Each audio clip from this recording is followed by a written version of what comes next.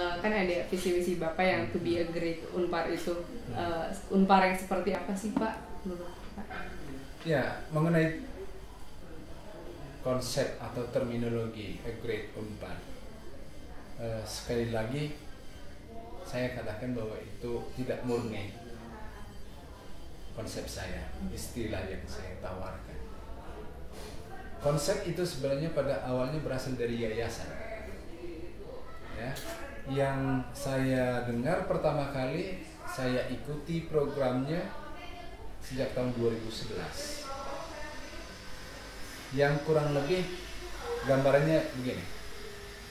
Sekarang itu Unpar baik, good, ya, baik kok. Mau dilihat dari berbagai aspek juga baik. Mahasiswa sangat baik, ya, aktif, ya, jumlahnya banyak. Dosen-dosen baik, ya, sarana prasarana baik, ya. Tetapi seperti tadi, Devina, artinya ternyata kita punya potensi besar, masih banyak, gitu kan? Good saja nggak cukup, gitu. Ya. Karena itu ada keinginan, ada tuntutan supaya Unpar berubah, berkembang, bergerak dari good menjadi great. Ya. Nah, ukurannya apa? Ya, sederhana saja sebenarnya. Sekali lagi, kalau apa yang disebut dengan good, Unpar yang good itu seperti apa? Ya seperti tadi, ya. Sarana prasarananya cukup. Ya, bahwa ada usaha menyediakan fasilitas olahraga, ya ada, gitu kan. Bahwa jauh, ya nggak apa-apa lah, misalnya gitu kan, di apa namanya, di situ Reksaraga, ya, itu misalnya kan. Terus mahasiswa aktif dan juga secara akademik bagus, ya memang iya, gitu kan. Ya, ada banyak ragam kegiatan, ada banyak yang bisa dilakukan oleh mahasiswa. Nah, dosen, bahwa kita dosen-dosen di Unpar misalnya cukup banyak, itu baik, gitu kan, itu baik. Tapi kalau kita lihat misalnya statistik misalnya atau perbandingan, gitu kan, rasio antara dosen dan mahasiswa untuk bidang ilmu sosial umumnya kan masih 1:45 misalnya, gitu kan, 45 ada yang benar. Teknik 1:30, 1:40 cukup baik lah dibanding dengan universitas swasta yang lain, gitu kan. Tapi kalau mau hebat, gitu kan, kalau mau hebat, ya, mestinya kan fasilitas sarana prasarana olahraga tadi misalnya itu kalaupun letaknya di sana mestinya harus juga dengan akses, gitu kan, yang mudah dijangkau misalnya. Lalu kemudian aktivitas mahasiswa, ya, lebih beragam, lebih berorientasi pada prestasi misalnya. Dosen-dosen dari segi jumlah perlu ditambah, ya. Tapi yang lebih penting lagi ya tentu adalah aspek kualitatifnya, kan, aspek kualitas. Sehingga kita harus memiliki dosen-dosen yang hebat dalam pengajaran, ya, dalam relasi dengan mahasiswa, ya, sebagai mitra, sebagai teman misalnya, ya.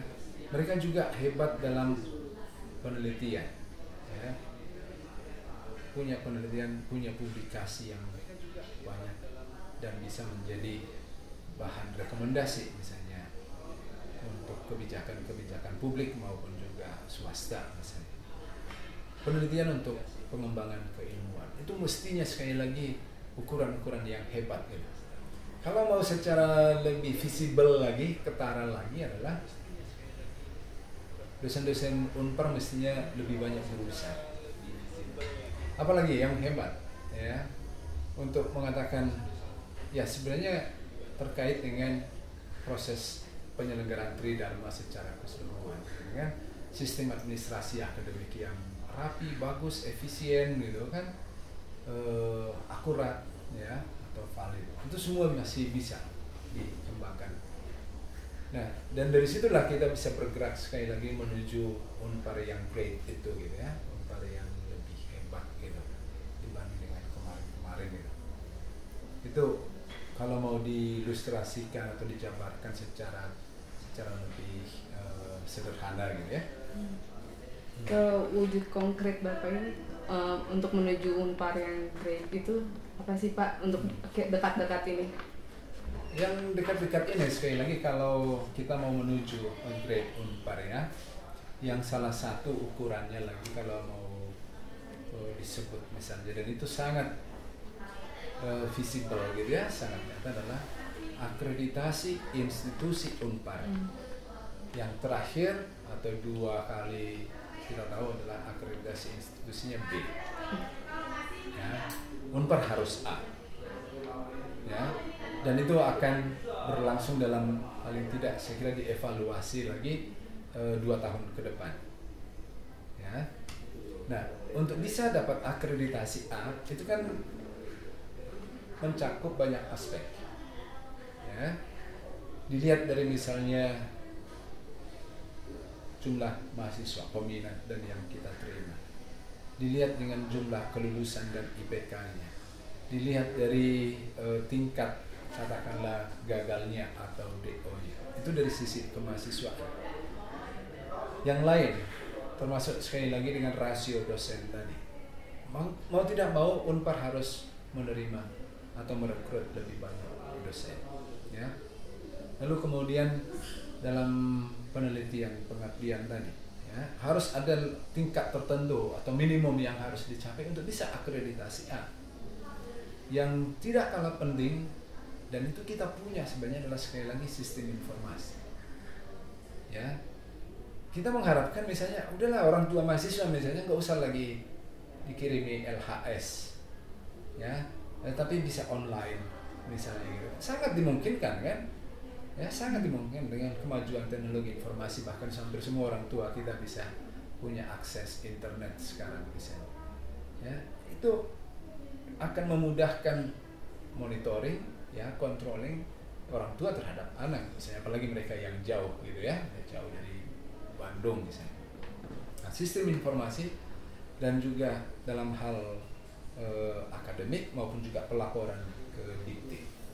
Jadi ada banyak aspek yang bisa kita lihat sekali lagi dan harus dilakukan untuk bisa kepada rencana atau keinginan Unpar dapat akreditasi A, institusinya A.